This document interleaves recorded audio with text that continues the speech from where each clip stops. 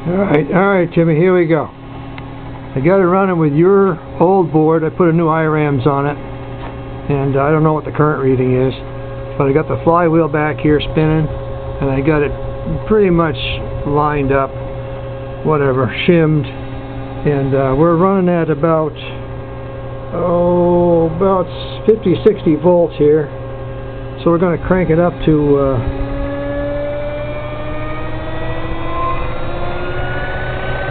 that's about right there is about 1,000. Yeehaw! Oh boy, oh boy, oh boy. I think the bridge rectifier over here might have been touching it. So anyway, we got 4 bridges done. I found out that the flywheel in the back is going to be tight with the bridges. So, and I had to do some pretty serious shimming. You can see I shimmed it in there. And so I've got it. It's doing pretty good.